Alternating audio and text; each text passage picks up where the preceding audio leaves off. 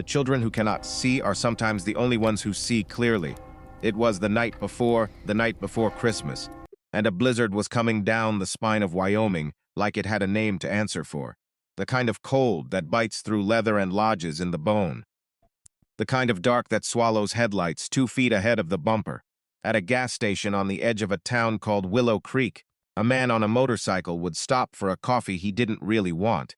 He didn't know it yet, but he was about to meet a 7-year-old girl who couldn't see his face. A girl who would tug his sleeve, look right through him, and whisper 6 words that would change both their lives. She didn't know what he looked like. She didn't need to. She knew, the way children sometimes know, that the man smelling of gasoline and cold leather was the one to trust. If you still believe that good people are out there, that a stranger can become a guardian in the span of one slow breath, then settle in, pour something warm. Because what happened that night in Willow Creek is the kind of story this country was built on, and the kind we forget too easily. This is one we shouldn't. Caleb Mercer wasn't supposed to be on the road that night. His garage on Mill Street had closed at 6. 3 trucks finished, 2 waiting for parts that wouldn't arrive until after Christmas. He'd swept the floor twice, the way he always did when his hands needed something to do. Then he'd stood in the doorway, looking at the sky, and known what was coming. A man with sense would have gone home. Caleb went to the bike instead. The Iron Saints called him Rook because he was big and quiet and stood in the corner of every room watching the board. 58 years old, 6'4", a scar above his left temple from a war that had ended for the country a long time ago and never quite ended for him. He kicked the V-twin to life, and the sound rolled down Mill Street like something familiar. A neighbor's dog barked once, then settled. Caleb pulled out onto the highway with the snow already starting to spit sideways. He told himself he was riding to clear his head. The truth was, December made him restless. 12 years now since Eliza. The math never softened. The gas station sat at the south edge of town, one of those little places that didn't really make money anymore but kept the lights on out of stubbornness. Yellow light spilling onto white ground. A single pump still working. Hank Dole's pickup parked sideways by the door, the way he always parked it, like he was ready to leave but never did. Caleb pulled in and killed the engine. The silence after was the loudest part. He noticed the sedan before he noticed the cold. It was parked off to the side, away from the pumps. A late-model gray Toyota, dusted with snow, the interior light dark. Wyoming plates that didn't quite look right, though Caleb couldn't say why. Sometimes you just feel it. A car parked wrong. A door not fully closed. A small thing that asks a question. He walked inside, bell over the door. Hank looked up from the counter. Rook. Hell of a night to ride. Hell of a night to keep the lights on. Hank gave a tired smile. He was missing the pinky finger on his left hand, and he tapped the counter with the stub of it when he was thinking. Closing up in 20. Powers flickering north of town already. Caleb nodded, poured a coffee from the half-empty pot. He'd taken one sip when the bathroom door at the back of the station opened. A little girl came out. She was maybe 7. Brown hair tangled at the ends like nobody had combed it that morning. A thin pink coat 2 sizes too big. She held a stuffed bear against her chest with both arms, the way a child holds something she's afraid of dropping. She walked toward the door, slow. One hand out, just a little, testing the air. Caleb watched her without meaning to. Something in the way she moved. She passed close to him, and her free hand brushed his jacket sleeve. She stopped. She looked up. Her eyes were open, but they didn't land on him. They went a little past his shoulder, then a little past his ear, and then settled on something only she could find. "Sir," she whispered. Caleb crouched. His knees popped. Up close he could see her better, the pale of her skin, the shadow under her eyes, the bear in her arms, gray with age, with one button eye missing. The bear was heavy. He could tell by the way her arms strained. "Yes, sweetheart." She leaned in fast before she lost her nerve. "Please don't let them take me, sir. They're not my parents." 6 words and a please. That was all. Caleb didn't move, didn't breathe for a second. The coffee was warm in his other hand, and somewhere outside the wind was rising. But all he could hear was the small certainty in her voice. Not a child's drama. Not pretend. She was waiting. Her hand had found his sleeve again and was holding on, just at the cuff where a child holds when she has decided. "What's your name, honey?" he said. "Mira. Mira. Look at me. I can't, sir. I'm sorry." It took him a beat. Then he understood. He stood up slowly. Through the front window of the gas station, past the yellow light and the falling snow, he could see the gray sedan. The interior light was on now. A man was sitting in the driver's seat. He was watching the door of the station. He was watching Caleb, and he was smiling. Caleb didn't turn his back to the window. He set the coffee down on the counter, slow, like a man trying not to spook a horse. Hank watched him do it. Hank had been around long enough to know when something in a room had changed. "Hank," Caleb said, quiet, "lock the side door." Hank didn't ask why. He moved. Mira was still holding the cuff of Caleb's jacket. Her fingers were very small and very cold. Caleb crouched again, putting himself between her and the window. "Mira, I need you to listen to me. Okay?" "Yes, sir. That man in the car, is he the one you don't want to go with?" She nodded. "Once, hard. And the lady, they're a lady too. In the back seat. Her name is Marlene. She doesn't know how to hold me." Caleb didn't follow that, not exactly, but he filed it away. He'd learned a long time ago that the truth from children comes out sideways. You take what they give you and you sort it later. He reached for her hand, took it gently, palm up. Then he drew a letter on her palm with one finger, A-R-E. He paused. She waited. Y-O-U. He paused. S-A-F-E. He felt her go still. Then she shook her head. "No." He drew again. "Trust me?" She nodded. The bell over the front door rang. The man came in alone. Snow on the shoulders of a coat that looked too expensive for the kind of car he was driving. He was 40-something. Lean. Clean-shaven. The kind of handsome that some men work at. He stamped his boots twice on the mat. Polite. And looked around the store the way a man looks at. A place he's only pretending to see. His eyes found Caleb and the child. They stayed there a fraction too long. Then he smiled. "There you are, sweetheart." Daddy was worried. His voice was soft, the kind of soft that didn't quite match his shoulders. Mira didn't move. Her grip on Caleb's cuff got tighter. "She was just using the bathroom," Caleb said. "Of course. Thank you for keeping an eye." The man stepped forward, his hand out toward Myra. "Come on, honey. We've got a long drive yet." "What's your name, friend?" Caleb said. The man's hand paused in the air. He recovered fast. John Hayes. This is my daughter, Mira. We're heading down to Cheyenne to see her grandmother for Christmas." Long drive in this weather. Family is family. Hank had moved behind the counter. He was watching too, both hands flat on the wood, the stub of his pinky tapping. "Once we sus." Caleb stood up. He kept Mira behind him, his body angled, so the man would have to come around to reach her. "Mr. Hayes, mind if I ask you something?" "Of course. When did your daughter lose her sight?" A small thing happened in John Hayes's face. A flicker. Then the smile came back, smoother than before. "Birth defect. She was born that way. We've made our peace with it." Behind him, the door swung open again. A woman stood in it, wrapped in a coat too thin for the weather. Blonde hair, dark roots showing, makeup that had been put on hours ago and was holding on through tiredness. "Johnny, what's taking so long?" Her voice had something in it. A vowel sitting a little wrong. Caleb caught it the way a mechanic catches a tick in an engine. "Just talking with this gentleman." On. The woman's eyes went to Mira, to Caleb. Back to Mira. "Baby, come here," she said, held out her arms. Mira did not move. "Marlene," Caleb said, "careful. When did Mira lose her sight?" Marlene looked at John, looked back. She was little. How little? 3, about 3. John's jaw worked, just once.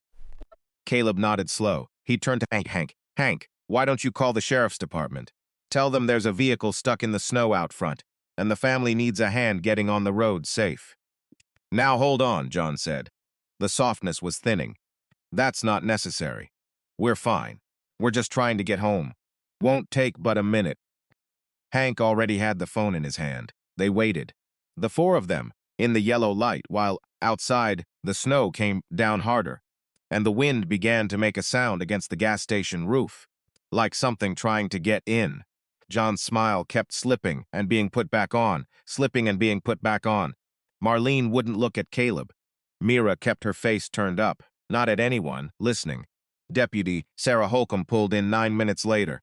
She was 39, Wyoming-born, the kind of officer who had learned to read a room before she stepped into it. She came through the door, brushing snow off her hat, and took the whole scene in one slow sweep.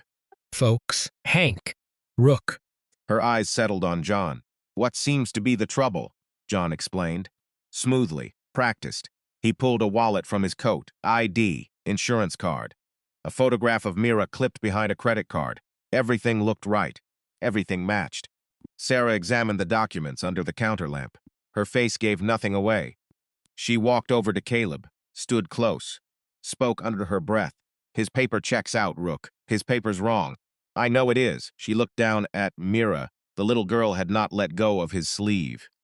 Mr. Hayes, Sarah said, straightening up. I'm going to ask you and your wife to follow me into town, just for some paperwork. Standard winter check with the storm coming. Won't take an hour. John opened his mouth, closed it. The smile did the slipping thing again. Of course, Deputy. In the cruiser, Sarah put Mira in the back seat next to Caleb. The blizzard had gotten serious. Headlights showed maybe 10 feet of road. Mira turned her face toward Caleb. Her voice was very small. Mr. Biker, she said, do you know what blood smells like? Caleb did not answer. Outside, the wind hit the cruiser sideways, and somewhere in the dark, the gray sedan was following. Sarah didn't take them to the sheriff's station. She took them to the church. It sat on the north side of Willow Creek, a small Lutheran building with white siding and a steeple that leaned a quarter-inch east from a storm in 1987. Reverend Tomas Aguilar lived in the parsonage out back. He was 62 years old and had been telling the same 5 jokes for 30 years, and his door was unlocked from the day he was ordained. Sarah called him from the cruiser. He met them at the side entrance in a wool coat thrown over flannel pajamas, his hair still bent from sleep. Mira, he said, soft when he saw the child. He didn't ask anything else. He just opened the door wider. Inside, the sanctuary smelled like candle wax and old wood, and the dry warmth of an oil furnace doing its best. A small Christmas tree stood near the altar, half decorated, the way a country church decorates, where someone gets started and someone else means to finish. Sarah crouched by the back pew. Rook, you stay with her here. I'm going to walk Mr. Hayes through paperwork at the station. I'm going to take a long time doing it. You understand me? I understand. Reverend, door's locked.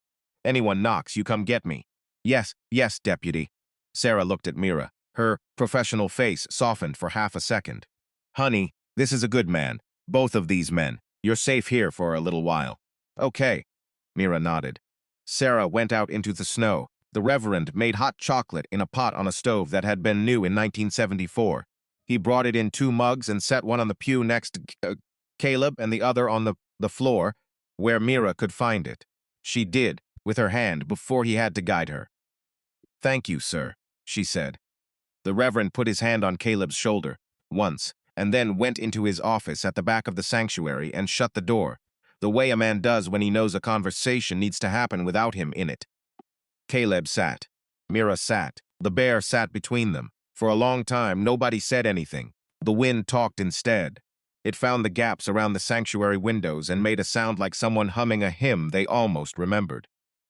Mr. Biker, Mira said. Caleb. My name is Caleb. She tried it like a new word. You're very tall. Yes, 6'4". He looked at her. How'd you know that? Your voice came down from up there. I counted. She tapped her own forehead lightly. I always count. He didn't ask what she counted. He was afraid he knew. You smell like gas, she said. And like leather that's been outside a long time. And like coffee, the cheap kind. That's about right. And there's something on a chain around your neck. 2 pieces of metal. They click when you move. Caleb's hand went up without him telling it to. The dog tags under his shirt. He hadn't taken them off in 36 years. You can hear that. Stop by. In the cruiser, when you turned, she held out her small hand, palm up, in the air between them. Not asking, just waiting. He took the chain from under his shirt and laid the tags in her palm. She felt them with her thumb. The edge, the notch, the raised letters. Her brow furrowed in concentration. M, she said. ERCE Rat Mercer. That's me, Mercer, she said. Caleb Mercer. She gave the tags back, careful, with both hands now like they were a thing of value. I taught myself a little Braille. The library lady in Casper brought me cards. The letters aren't the same as on these, but they have the same shapes inside my head. That's a smart thing to do. My dad said being blind doesn't mean being small. He said it just means the world has to come to you in a different door. She said it the way a child says a thing she has repeated to herself many times. Caleb felt the bottom of his chest go quiet in the way it did before something heavy moved. Tell me about your dad, honey. She thought about it. Her free hand went into the bear's fur and stayed there. His name is Daniel Riggs. He's a journalist. That means he writes things down so people can know them later. He has a beard, and his beard is itchy when he kisses my forehead. He drinks coffee from a blue cup with a chip on the rim. He sings to me when the power goes out, because the power goes out a lot in our house. She paused. He hasn't come for me in 4 days. Caleb made himself breathe steady. What happened 4 days ago, sweetheart? The soft voice came. That's what I call him, the man you saw. He came to our door with the lady. They said they were friends of Daddy, from work. Daddy let them in because Daddy is too nice. She frowned. Then they were in the kitchen for a long time, and then Daddy was quiet. She stopped. She did not cry, she just stopped. After that, she said, the soft voice and the lady took me. They said Daddy got sick and was in the hospital. They said we were going to family until he got better. They put me in the car and they have been driving and driving. Did anyone else come to the house? After I don't think so. We left fast. Mira. Honey, I have to ask you something hard. Is it okay? Yes, sir. Did you hear what happened in the kitchen? With your dad? A long silence. The wind humming the hymn it couldn't quite get. I heard it, she said. But Mr. Button heard it better. He was on the kitchen table. He hears everything. She tipped the bear forward in her lap, looking at it. Not seeing it. Just facing it, the way she faced everyone. Mr. Button knows everything, she said. He's heavy with knowing. Caleb looked at the bear, then at her. He did not push. He set his coffee down. He found himself, without planning to, talking. I had a daughter, he said. Her name was Eliza. She was 7, too. She got sick. The kind of sick they couldn't fix. 12 years ago. What was she scared of? He blinked. Nobody had ever asked him that. In 12 years, she was scared of the dark, he said. His voice came out rougher than he meant it. She'd ask me to leave the hall light on, even at the end, especially at the end. Mira was quiet for a while. Her small face turned toward him. She's not gone, you know, she said.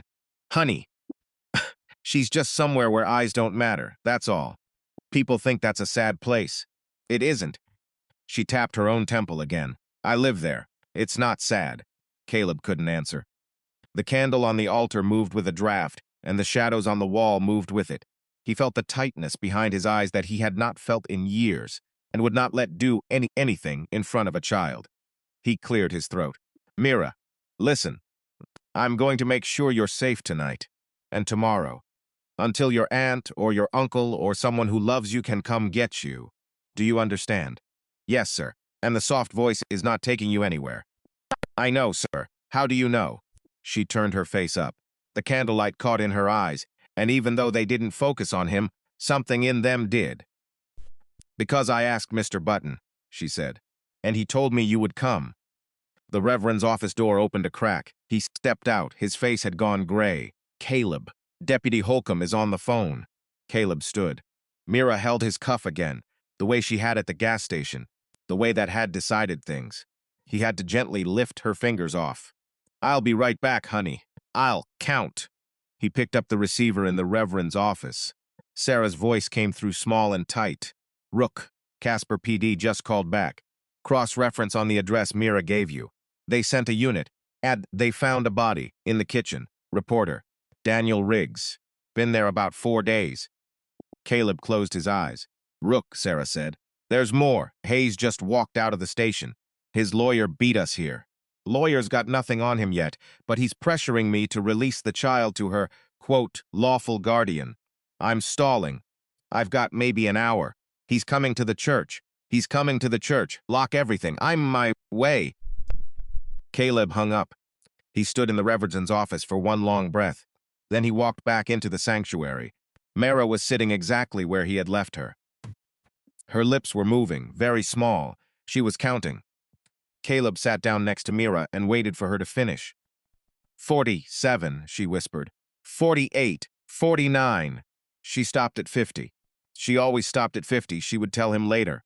50 was the number that worked. You okay, honey? I'm okay.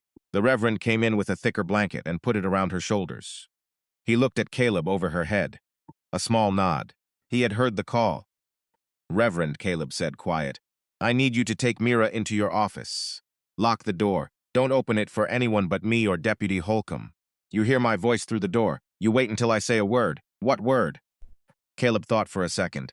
Eliza, the Reverend nodded. He held his hand out. Myra found it. Myra, Caleb said. I need you to go with the Reverend for a few minutes. I'll be right out here. Is he coming? Yes. Okay, she didn't argue. She let the Reverend lead her to the back. The office door closed. He heard the bolt slide. Caleb stayed in the pew. He did not stand up. He did not move toward the front door. He turned off his phone. He set his hands on his knees, palms down, and waited. 3 minutes later, headlights swept across the stained glass. A car door slammed. Then footsteps on the salted walk. Fast. The kind of fast that's trying not to look fast. The door of the sanctuary opened. Ronald came in first, Marlene behind him. And behind her, a third person Caleb hadn't expected. A woman in a long camel coat, mid-50s, holding a leather briefcase. The lawyer. There he is, Ronald said, and his voice was different now. Still soft, but the softness had teeth showing in it. Mr. Mercer, is it? The deputy told us we'd find you here. The lawyer stepped past him. Mr. Mercer, my name is Eileen Voss. I represent Mr. Hayes. There has been a serious misunderstanding tonight, and we are here to retrieve Mr. Hayes's daughter and continue our journey. Caleb did not stand. He looked at her. Ma'am, with respect, I'm not going to talk to you. She blinked. Excuse me, I'm going to talk to him. You can listen if you want. He shifted his eyes to Ronald. Mr. Hayes, I have a few questions. If you can answer them, I'll walk out of here and you can have your daughter.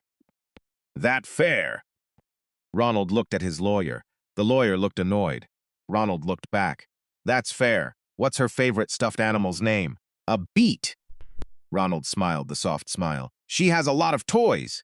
That one. The one she's holding in this church right now. The one she has had since she was a baby. What's its name? Bear. She calls it Bear, Mr. Button, Caleb said. His name is Mr. Button, she told me twice. The lawyer's eyes flicked. She caught it but didn't show it. What grade is she in second? She's 7. She'd be in first or going into second depending on her birthday. When's her birthday? A longer pause. March. March what? March 14th. Caleb let the silence sit. You said earlier she had a birth defect, he said. Made her blind from the womb. You remember saying that? I did. And your wife said Mira lost her sight when she was 3. Around 3, she said. You remember her saying that? Ronald's face didn't move, but his throat did once. My wife was confused. Long drive, cold. What's the name of the condition? The one your daughter has. The one you've lived with her whole life. Ronald opened his mouth. Closed it, opened it again. I don't recall the medical term. Retinopathy of prematurity, Caleb said. She was born early. Her retinas didn't finish. Her dad would know that. Her dad would have said that word 1,000 times in 7 years. To doctors. To teachers. To the lady at the library who brings her Braille cards. The lawyer set her briefcase down on a pew. Slow, Mr. Hayes, she said, not looking at him. A word, in a minute, Eileen. Marlene had gone very still by the door. Caleb stood up now. Not fast. Just up. He was taller than all of them, and the sanctuary made him look bigger, the way a sanctuary will. You know what I think, Mr. Hayes? I think you came to Daniel Riggs's house in Casper 4 nights ago. I think you had a conversation with him in the kitchen. I think the conversation ended with him on the floor. That is a slanderous accusation, the lawyer said. Sharp. I think you took his daughter because you needed to make sure she didn't talk. I think you've been driving her through Wyoming, trying to figure out what to do with her. I think you stopped at a gas station tonight because you needed coffee and a bathroom, and you let her walk in by herself because she's blind and small, and you figured she wouldn't get far. He took one step closer, and I think the only thing you didn't count on, the only thing, was that the first stranger she touched in that gas station happened to be the kind of man who listens to a child. The office door at the back of the sanctuary opened. Myra stood in it. The Reverend was behind her, one hand on her shoulder, not stopping her, just steadying. She had not been called. She had come on her own. Mira, Ronald said. The soft voice came back. Mira, sweetheart, come to Daddy. She turned her face toward him, the way she had turned her face toward Caleb, not focusing, just facing. I know your voice, she said. The sanctuary went very quiet. The wind outside, the candle on the altar, the small clock on the Reverend's wall, all of it held. You were in the kitchen with Daddy, you said. You said his name like you knew him. And then you said something to the lady, in a different language, and then it got quiet. Marlene made a small sound, a vowel, the vowel she had been trying not to make all night. Then she said, fast and low, almost to herself, Ni powinniśmy byli jej zabierać, Polish. Caleb didn't speak it, but he heard the surrender in it. The bell over the side door rang. Sarah came through it with her hand on her sidearm, but not drawn. Behind her, 2 state troopers. Behind them, 2 Casper PD officers with snow still on their hats.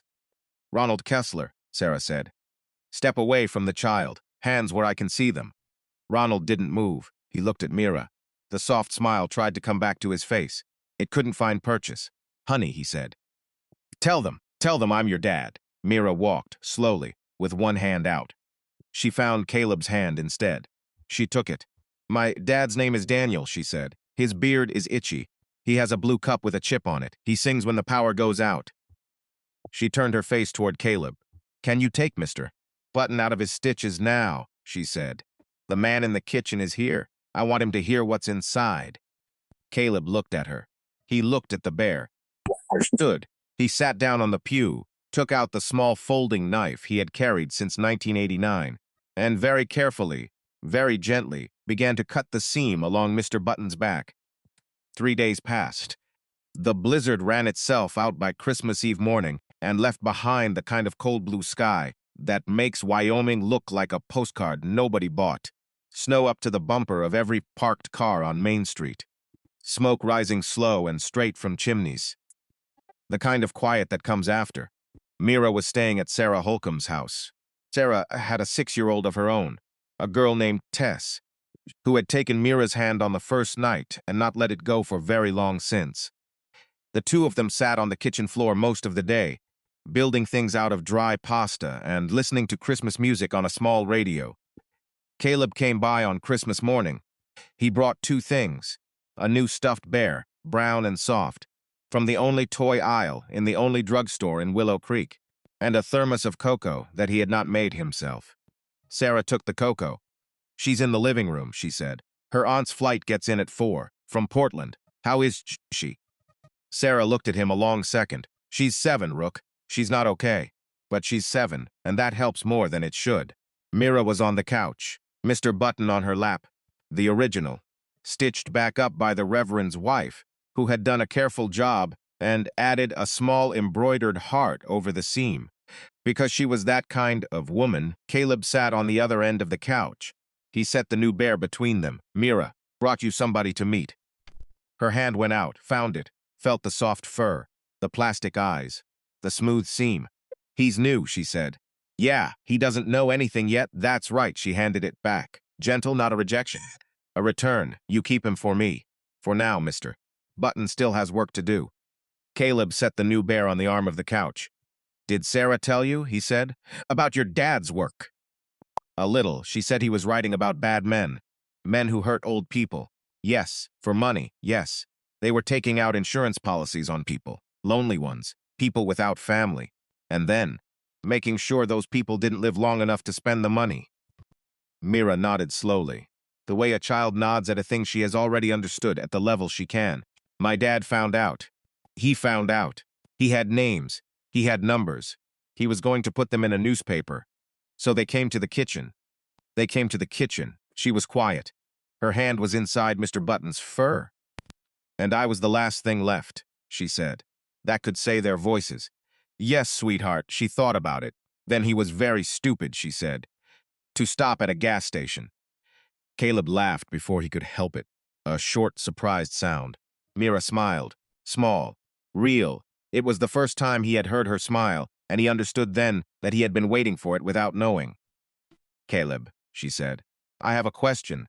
Unask it, in the church.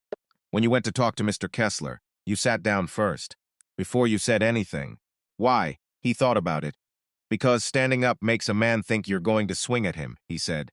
"And I needed him to think I was just going to talk. That's smart. Maybe, Caleb. Can I ask one more? You can ask anything. Your daughter, Eliza, was she still scared of the dark at the end?" He sat with it for a while. At the very end, he said, "No, she wasn't. That's what I thought." She turned her face up toward him. "I asked Mr. Button about it. He said the dark gets quieter when you stay in it long enough. He said Eliza found that out. And he said you should know." Caleb did not answer. He could not. He sat very still on the couch, with his hands folded between his knees, and he looked at the small living room and the half-decorated tree and the radio playing a song his mother used to hum. He reached up.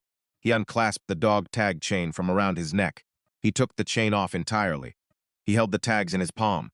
Then he held them out. Myra's hand came up and met his. "For me? For you. Hold them till you don't need to anymore." She closed her fingers around them. The chain spilled over the side of her small fist. "I'll give them back," she said. "When I'm bigger." "You take your time." She nodded. She tucked the tags into Mr. Button, into the careful seam with the embroidered heart, and patted him twice. Outside, Sarah's little dog barked at the mailman, and somewhere down the block a kid was already trying out a new sled, and the morning kept moving. A year went by the way they do. Ronald Kessler took a plea. 22 to life, federal facility in Colorado. Marlene took a smaller one in exchange for names. There were 9 other names. By spring of the next year, 6 of them were in custody, and a paper out of Denver ran a long piece about a journalist named Daniel Riggs and the work he had finished without knowing it. Mira went to live with her Aunt Beth in Portland. A small house with a yard, a school for children with vision impairment. A piano she learned faster than anyone expected. She wrote letters sometimes in Braille. Sarah translated them and mailed copies to Caleb. Caleb kept fixing trucks on Mill Street, kept writing. The Iron Saints voted him road captain that summer, which he turned down twice and accepted the third time because Reverend Aguilar told him to stop being stubborn. December came back around. The night before Christmas, Caleb rode south out of Cody on the V-twin, and the cold bit through his leather the way it always did, and the sky over Wyoming was that hard black that looks like it could crack. He stopped at that station on the edge of Willow Creek. The yellow light was still on. Hank Doyle was still alive, still missing a pinky, still tapping the counter with the stub of it when he was thinking. He nodded at Caleb through the glass without coming out. Caleb nodded back. He did not go inside. He sat on the bike under the light, and he took the letter out of his inside pocket. He had been carrying it for 3 days, waiting for the right moment, which was a thing he believed in more now than he used to. The braille was on one side, the translation, in Sarah's handwriting, on the other. "Mr. Mercer, my aunt says you saved my life. I told her you didn't. I told her you just believed me. That is not the same thing, and I want you to know I know the difference. Tess and I are pen pals now. She is going to come visit in the summer. My aunt makes the same hot chocolate the Reverend makes. I don't know how, I asked, but she just laughed. I keep your tags in Mr. Button. Sometimes I take them out and read them. Mercer, Caleb Mercer. I like the M. I have to tell you one more thing. I asked Mr. Button if Eliza was scared of the dark. He told me. She is not. She never was at the end. She is somewhere where eyes don't matter, and she said to tell you she likes it there. I will give the tags back when I am bigger. Until then, they belong to me. Mira." Caleb folded the letter. He put it back in his pocket. He sat on the bike for a long time in the yellow light, and he did something he had not done in 12 years. He smiled. Just a small one. For nobody. Under the falling snow. Some children see better with their eyes closed.